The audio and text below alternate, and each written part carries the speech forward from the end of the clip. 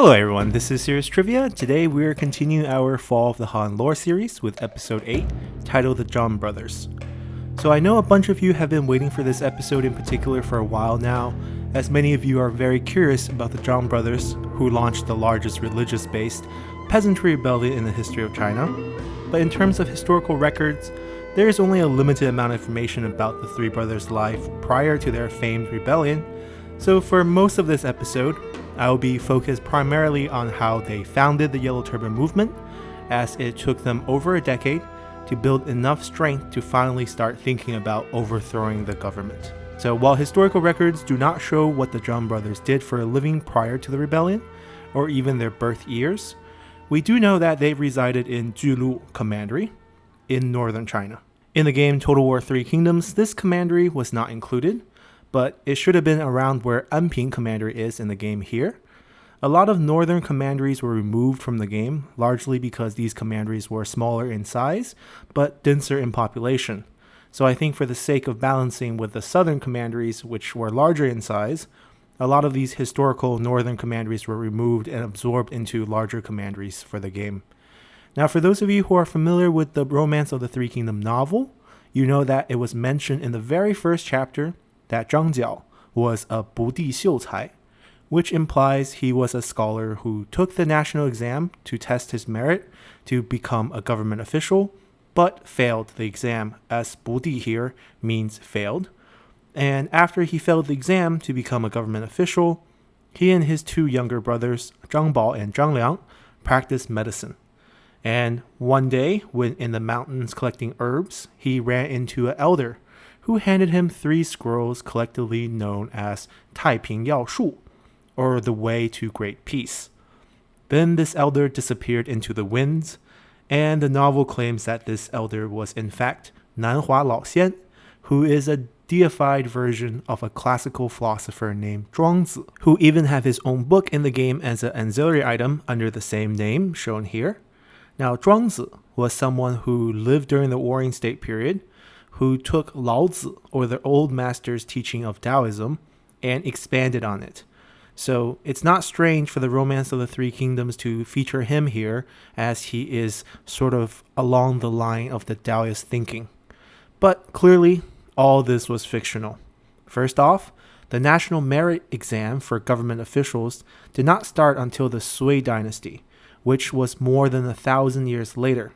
The author, Luo Guanzhong, of the Romance of the Three Kingdoms, wrote this novel between 1367 and 1399, and took what was more commonplace in his days and incorporated it into the Three Kingdoms period here. So Zhang Jiao was definitely not a scholar who took a national exam that doesn't exist, and was probably just a peasant himself in real life. He did, however, receive scrolls of Taoist teaching, but he definitely didn't receive them on a mountain from a deified philosopher who floated into the wind.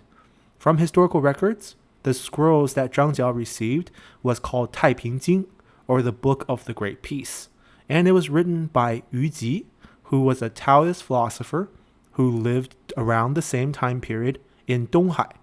Now, Yu Ji will play a great role in the death of Sun Ce, but that's another story for another time. What's important for our story here is that this Book of Great Peace was actually presented to Emperor Liu Zhi twice before Zhang Jiao ever read it.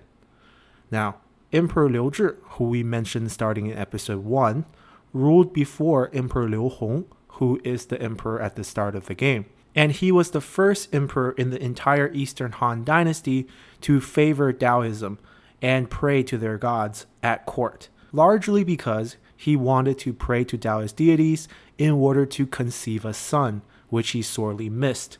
It was more of a superstitious thing for him than a philosophical one. So when the teachings of 太平经 was presented to him, he actually beheaded the presenters, as the book promoted a lot of reformist ideas that he was not interested in. Now, you have to understand that by this time period, Taoism was no longer embraced by the government, who largely promoted only Confucianism. Even though in the early stages of the Western Han Dynasty, a little over 300 years ago, many still embraced and used a lot of the laissez-faire ideals of Taoism to run the government policies. And the success of the early Western Han dynasty during the period which used Taoist ideals were often used as an example by later practitioners of Taoism like Yu Ji and Zhang Jiao to convince their followers that they can return to a better time, especially as corruption, war, and natural disaster plagued the country. It is largely agreed by historians that Zhang Jiao received this book around 168 and used it as the scripture to find his own Taoist religious sect called Taiping Dao, or the Way of the Great Peace, where he mainly used medical treatment as a way to gain new recruits. On top of using traditional medical practices, Zhang Jiao also used holy water, or water that had been blessed by him personally to treat the sick. Now, there is nothing holy or special about these water, as they are just regular water with specks of burned paper in them. The process of blessing the water was writing symbols on a piece of paper, asking the gods for blessing, and then burning such paper to the gods over the water. And once the specks of burnt paper fell into the water is now holy. And if you are a true believer, drinking this water would cure you of all your diseases. And if deep down you don't believe in it, then it will not have any effect on you. Now, obviously, even during severe plagues, some percentage of people will recover naturally. And because these percentages is small, they tend to believe they are the lucky ones and attributed most of their recovery to the miraculous healing of Zhang Jiao and his holy water. So words of his abilities to heal spread across the land, and many traveled thousands of miles to come see him to receive his blessing and healing water. And Zhang Jiao used this fame to push his religion forward by sending out apostles to the 8 provinces across China to spread his teaching throughout the land.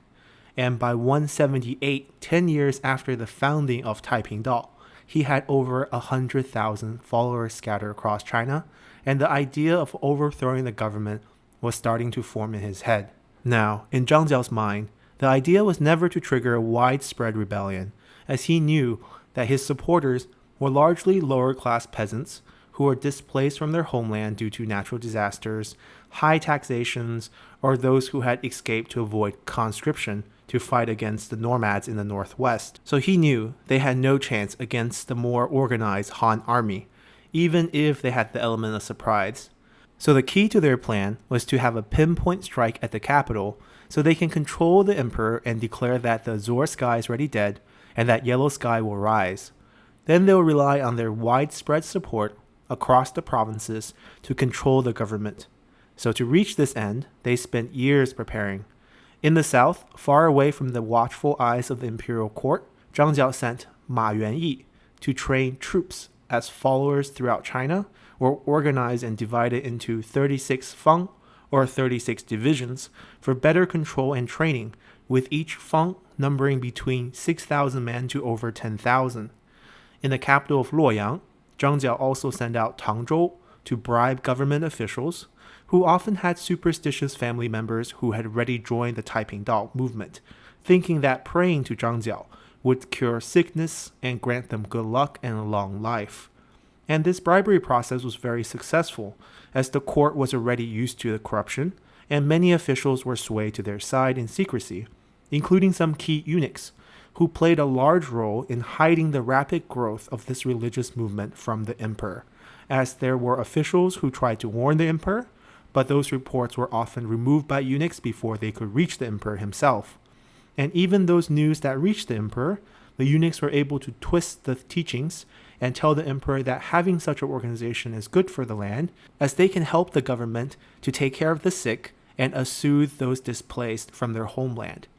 So the emperor overlooked their growth.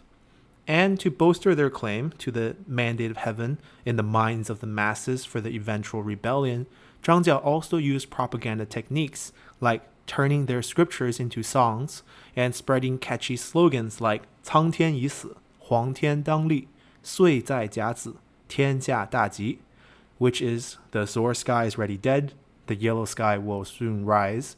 When the year is 甲子, there will be prosperity under heaven. And all these methods combined pinpointed to a date that Zhang Jiao had picked out as the blessed day of 甲子 in the 甲子 year. Now we see this slogan in the third line, when the year is 甲子, and that year happens to be the year 184, which in the Chinese calendar is the year of Jiazi. Now, the Chinese calendar, in terms of how the years are named, goes in cycles of 60. This is a combination of the 12th zodiac and the 5 elements. So multiply those together. Each year gets a zodiac attached to a different element, and every 60 you have a reset. And Jiazi happens to be the first of every 60 years. So in a sense, it represented a new beginning. And on top of this, Jiazi also can refer to a date, which happens to be March 5th on the lunar calendar, which, like the name suggests, is based on moon cycles. And since today also happens to be Chinese New Year, or January 1st on the lunar calendar, let's also talk a little bit about Chinese calendars for a second. It's a little off topic, but it's a little bit relevant to today. So in modern China today, obviously to stay in sync with the rest of the world, the standard or Gregorian calendar is the commonplace calendar used throughout China. But the lunar calendar is still widely used today. It's used for agricultural purposes, as the moon cycle better reflects seasonal changes. It is also used for major holidays like the Chinese New Year today, and the aptly named Moon Festival, the Duanwu Festival, and many others.